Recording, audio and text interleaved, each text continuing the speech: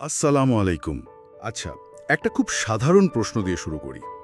যদিও এর উত্তরটা হয়তো অতটা সাধারণ নয়। আমরা ঠিক কেন কাজ করি? শুধু কি মাস গেলে একটা টাকা আসবে এই জন্য? নাকি এর পেছনে আরও গভীর, আরও শক্তিশালী কিছু একটা কাজ করে, যা আমরা হয়তো সবসময় খেয়ালই করি না?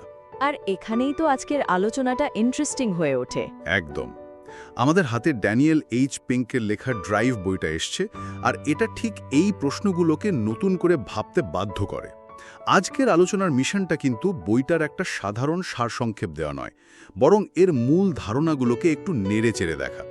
মানে আমরা বোঝার চেষ্টা করব যে কেন এই পুরনো পদ্ধতিগুলো আর কাজ করছে না।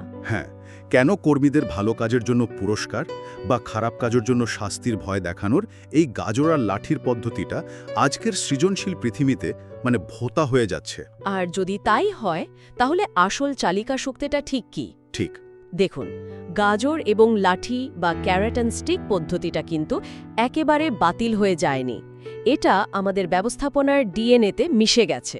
কিন্তু পিঙ্ক তার বইয়ে খুব জোরালোভাবে দেখিয়েছেন যে এই পদ্ধতিটা একটা নির্দিষ্ট ধরনের কাজের জন্য তৈরি হয়েছিল, যা এখন দ্রুত অপ্রাসঙ্গিক হয়ে পড়ছে। অপারেটিং সিস্টেমের মতো আর কি। ঠিক তাই। তিনি মানুষের অনুপ্রেরণাকে 3টে অপারেটিং সিস্টেমের মাধ্যমে ব্যাখ্যা করেছেন: মোটিভেশন 1.0, 2.0 এবং 3.0। এই বিবর্তনটা বুঝতে পারলেই আমরা আজকের কাজের জগতের মূল সংকটটা ধরতে পারব। চলুন তাহলে এই অপারেটিং সিস্টেমগুলো একটু দেখে নিই। মোটিভেশন 1.0 তো একদম প্রাথমিক, তাই না? আমাদের বেঁচে থাকার তাগিদ। হ্যাঁ, খাদ্য, নিরাপত্তা, বংশবৃদ্ধি হাজার হাজার বছর আগে আমাদের পূর্বপুরুষদের এটাই চালনা করত। এটা আমাদের বায়োলজিক্যাল অপারেটিং সিস্টেম। আচ্ছা। কিন্তু সমাজ যখন জটিল হলো, মানুষ যখন একসাথে কাজ করতে শুরু করলো, বিশেষ করে শিল্প বিপ্লবের সময়, তখন একটা নতুন অপারেটিং সিস্টেমের দরকার হলো। আর সেটাই হলো মোটিভেশন 2.0। হ্যাঁ, এর মূল ধারণাটা ছিল যে মানুষ আসলে কাজ করতে চায় না, তাই তাকে কাজ করানোর জন্য বাইরে থেকে কিছু দিতে হয়, হয় পুরস্কার, নয়তো শাস্তির ভয়। আমার একটা প্রশ্ন আছে এখানে। আমরা কি সত্যি মোটিভেশন 1.0 আর 2.0 থেকে পুরোপুরি বেরিয়ে আসতে পেরেছি? দারুণ প্রশ্ন। আজকের দিনেও একজন কর্মীর কাছে তার বেতন বা চাকরির নিরাপত্তা কি সবচেয়ে বড় চালিকা শক্তি নয়, বিশেষ করে এই অর্থনৈতিক অনিশ্চয়তার যুগে? না না, একদমই বেরোয়নি। আর পিঙ্কো সেটা বলেননি। বেস লাইন রিওয়ার্ডস, মানে ন্যায্য বেতন, সুযোগ সুবিধা, এগুলো তো থাকতেই হবে। আচ্ছা। এগুলো হলো হাইজিন ফ্যাক্টর। এগুলো না থাকলে আপনি অনুপ্রেরণার কথাই তুলতে পারবেন না। কিন্তু সমস্যাটা হয় যখন আমরা ভাবি যে এই বাহ্যিক পুরস্কারগুলোই অনুপ্রেরণার প্রধান উৎস। শিল্প বিপ্লবের সময়কার কারখানার কাজের জন্য হয়তো এটা ঠিক ছিল। দিনে 100টা নাট বল্টু লাগালে বাড়তি টাকা, না পারলে জরিমানা, খুব সরল হিসাব। ঠিক। কিন্তু আজকের দিনের জ্ঞানভিত্তিক কাজের ক্ষেত্রে, যেখানে রুটিন অনুসরণ করার বদলে নতুন পথ তৈরি করতে হয়, এখানেই তো আসল মজাটা শুরু হচ্ছে। একজন সফটওয়্যার ডেভেলপার বা একজন মার্কেটিং স্ট্র্যাটেজিস্টের কাজ, সেখানে কি টাকার লোভ দেখিয়ে সেরাটা বের করে আনা সম্ভব? আর এখানেই ড্যানিয়েল পিঙ্ক মোটিভেশন 3.0-র ধারণাটা সামনে আনছেন, যা আমাদের প্রচলিত ভাবনাকে একেবারে উল্টে দেয়। ঠিক। আর এই উল্টে দেওয়ার পেছনে কিন্তু চমকপ্রদ কিছু গবেষণা আছে। যেমন অর্থনীতিবিদদের একটি দল এমআইটির একদল ছাত্রছাত্রীকে কিছু চ্যালেঞ্জিং পজল আর গেম খেলতে দেয়। তাদের 3টি দলে ভাগ করা হয়। একটি দলকে বলা হয় ভালো পারফর্ম করলে তারা ছোট অঙ্কের আর্থিক পুরস্কার পাবে, দ্বিতীয় দলকে মাঝারি অঙ্কের, আর তৃতীয় দলকে সবচেয়ে বড় অঙ্কের পুরস্কারের প্রতিশ্রুতি দেওয়া হয়। ফলাফল কি হয়েছিল বলে মনে হয়? স্বাভাবিক বুদ্ধিতে তো মনে হয় যে দলকে সবচেয়ে বেশি টাকার কথা বলা হয়েছিল তারাই সবচেয়ে ভালো পারফর্ম করেছে। কিন্তু হয়েছে ঠিক তার উল্টো। বলেন কি? যে কাজগুলো ছিল একেবারেই যান্ত্রিক, মানে কোনো চিন্তা ভাবনার দরকার নেই, সেগুলোতে পুরস্কারের পরিমাণ বাড়ার সাথে সাথে পারফরমেন্স ভালো হয়েছে। কিন্তু যেই মুহূর্তে কাজগুলোতে সামান্যতম চিন্তাভাবনার বা সৃজনশীলতার প্রয়োজন হয়েছে, সেখানে কি হলো? সেখানে সবচেয়ে বড় পুরস্কারের প্রতিশ্রুতি পাওয়া দলটি সবচেয়ে খারাপ পারফর্ম করেছে। 1 মিনিট, এটা তো অবিশ্বাস্য। পুরস্কারের লোভ দেখালে পারফরম্যান্স আরও কমে যাচ্ছে, এটা কিভাবে সম্ভব? এর পেছনে গভীর মনস্তাত্ত্বিক কারণ আছে। যখন আমাদের সামনে একটা বড় বাহ্যিক পুরস্কার যেমন মোটা অঙ্কের বোনাস ঝুলিয়ে দেওয়া হয়, তখন আমাদের মস্তিষ্ক সেই পুরস্কারের ওপর এতটাই ফোকাস করে যে আমাদের দৃষ্টি সংকীর্ণ হয়ে পড়ে। আচ্ছা, আমরা তখন সৃজনশীল সমাধানের বদলে সবচেয়ে চেনা বা দ্রুত পথটা খুঁজি, মানে যেটায় পুরস্কারটা নিশ্চিত হবে। একে বলা হয় কগনিটিভ টানেলিং। সৃজনশীলতার জন্য যেখানে একটা খোলা মন দরকার, পুরস্কার সেখানে আমাদের চিন্তার উপর একটা ব্লিঙ্কার পরিয়ে দেয়। তার মানে যে পুরস্কারকে আমরা অনুপ্রেরণার সবচেয়ে বড় ইঞ্জিন বলে মনে করতাম, সেটাই সৃজনশীলতার পথে সবচেয়ে বড় স্পিড ব্রেকার হয়ে দাঁড়াতে পারে। ঠিক তাই। এবং এর আরও একটা গভীর সমস্যা আছে। বাহ্যিক পুরস্কার আমাদের ভেতরের অনুপ্রেরণাকে, মানে ইন্ট্রিনসিক মোটিভেশনকে ধীরে ধীরে নিংড়ে নেয়। কিভাবে? যে কাজটা আমরা আগে করতাম ভালোবাসার জন্য বা নতুন কিছু শেখার আনন্দে, পুরস্কারের আগমনে সেই কাজটা একটা লেনদেনে পরিণত হয়। এটা করলে ওটা পাবো, এই সমীকরণ মাথায় ঢুকে গেলে কাজের প্রতি ভেতরের যে টান তা হারিয়ে যায়। এটা তো সত্যি। আমি একবার এমন একটি সেলস টিমে কাজ করতাম যেখানে প্রতিটি ছোট লক্ষ্যের জন্য পুরস্কার ঘোষণা করা হতো।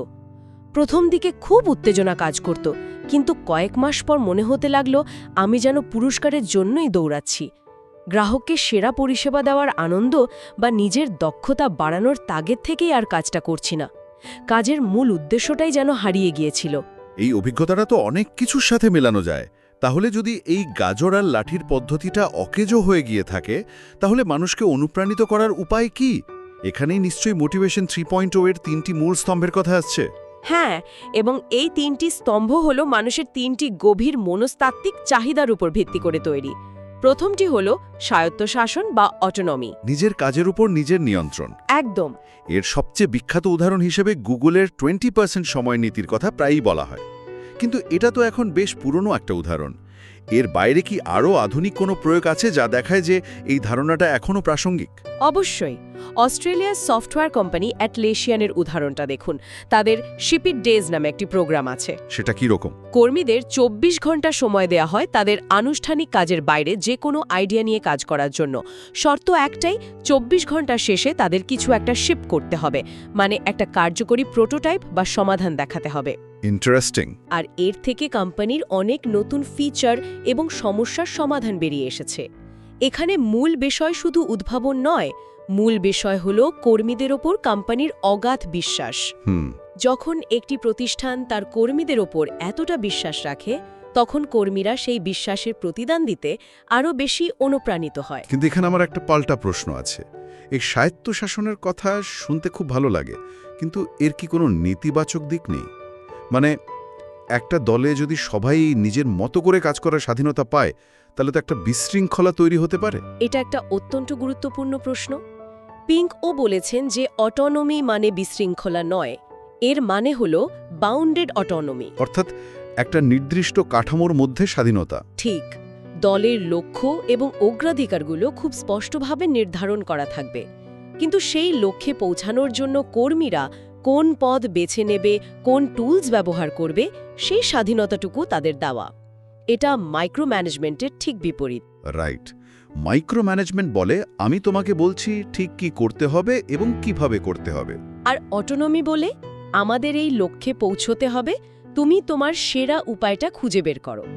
এই পার্থক্যটাই কর্মীদের মধ্যে একটা মালিকানার অনুভূতি বা সেন্স অফ ওনারশিপ তৈরি করে। স্বাধীনতা বা অটোনমির ধারণাটা অসাধারণ, কিন্তু শুধু স্বাধীনতা দিলেই কি কাজ হবে? ধরা যাক কাউকে গাড়ি চালানোর পূর্ণ স্বাধীনতা দেওয়া হলো, কিন্তু সে গাড়ি চালাতেই জানে না, তখন তো সেই স্বাধীনতা কোনো কাজেই আসবে না, বরং বিপজ্জনক হতে পারে। হ্যাঁ, এখানেই কি দ্বিতীয় স্তম্ভ অর্থাৎ দক্ষতা বা মাস্টারির প্রশ্নটা চলে আসে। ঠিক এইভাবেই বিষয়গুলো একে অপরের সাথে যুক্ত। মাস্টারি হলো কোনো একটি গুরুত্বপূর্ণ বিষয়ে আরও ভালো করার, নিজেকে ছাড়িয়ে যাওয়ার এক তীব্র আকাঙ্ক্ষা। মানুষ স্বভাবতেই কোনো কিছুতে দক্ষ হতে চায়। এটা আমাদের একটা অন্তর্গত তাগিদ। যেমন একজন গিটারিস্ট ঘন্টার পর ঘন্টা আঙুলে ব্যথা নিয়ে অনুশীলন করে শুধু একটা কঠিন কর্ড আয়ত্ত করার জন্য।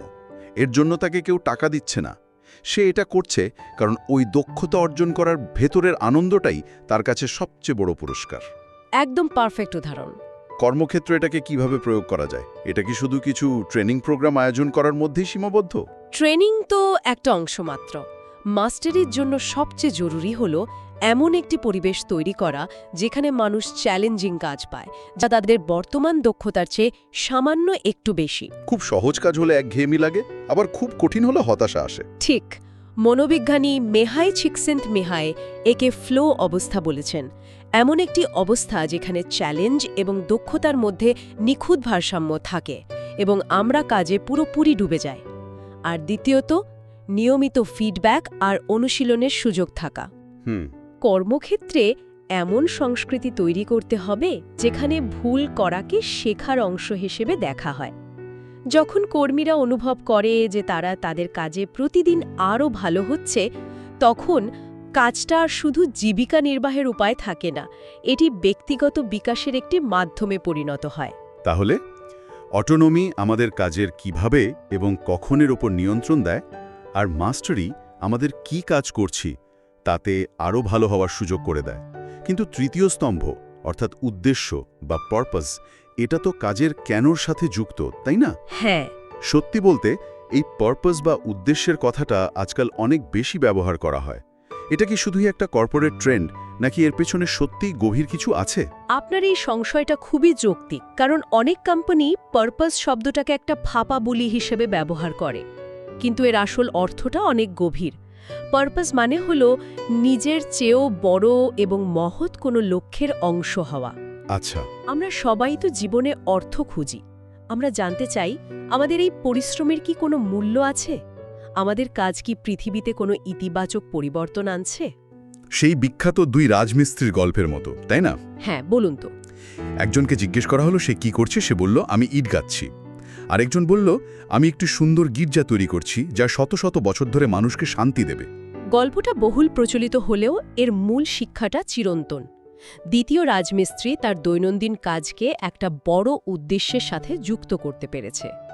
যখন একটি কোম্পানির কর্মীরা বিশ্বাস করে যে তাদের প্রতিষ্ঠান শুধু লাভ করার জন্য নয়, বরং সমাজের কোনো সমস্যার সমাধান করতে কাজ করছে, তখন তাদের মধ্যে এক অসাধারণ শক্তি তৈরি হয়।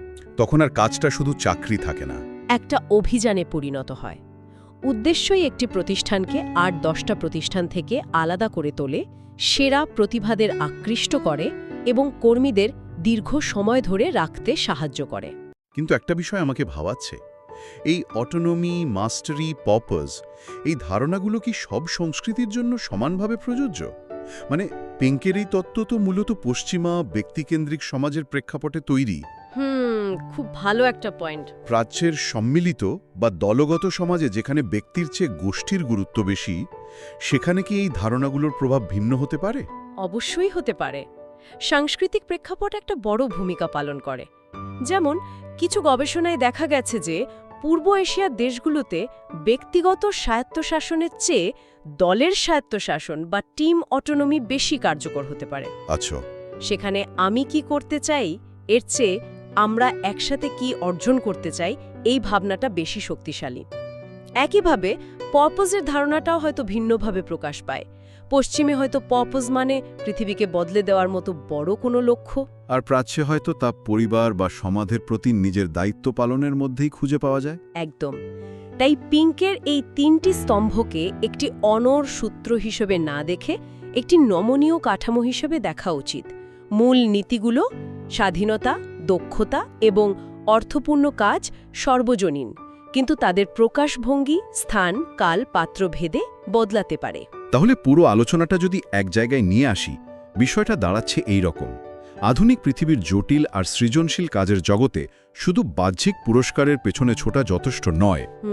আমাদের বেসলাইন হিসাবে ন্যায্য বেতন এবং নিরাপত্তা নিশ্চিত করতে হবে।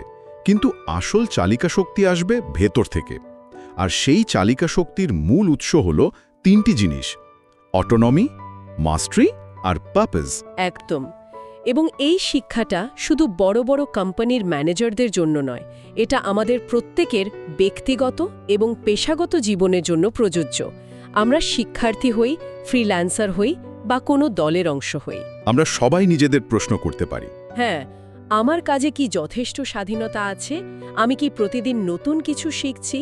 আমার কাজ কি কোনো বড় উদ্দেশ্যের সাথে যুক্ত? এই প্রশ্নগুলোর উত্তরই আমাদের সত্যিকারের অনুপ্রেরণার পথ দেখাবে। আজকের আলোচনা থেকে এটা পরিষ্কার যে অনুপ্রেরণার পুরনো অপারেটিং সিস্টেমটা আর আজকের পৃথিবীর চাহিদা মেটাতে পারছে না। আমাদের একটা আপগ্রেড দরকার, মোটিভেশন 3.0-তে উত্তরণ প্রয়োজন। তাহলে আলোচনার শেষে শ্রোতাদের জন্য একটি প্রশ্ন রেখে যাওয়া যাক। অবশ্যই। যদি অর্থ বা বাহ্যিক পুরস্কারই দীর্ঘমেয়াদে আমাদের সেরাটা বের করে আনতে না পারে, তাহলে আগামীকাল থেকে আমরা নিজেদের কাজে বা আমাদের দলে অটোনমি, মাস্টারি বা পারপাসের অনুভূতি সামান্য বাড়ানোর জন্য ঠিক কোন একটি ছোট পদক্ষেপ নিতে পারে? সেটা হতে পারে নিজের কাজের একটি অংশের উপর আরও নিয়ন্ত্রণ চাওয়া, অথবা নতুন কিছু শেখার জন্য ৩০ মিনিট বরাদ্দ করা, বা নিজের কাজটা কিভাবে বৃহত্তর চিত্রে প্রভাব ফেলছে তা বোঝার চেষ্টা করা। সেই একটি ছোট পরিবর্তন কি হতে পারে?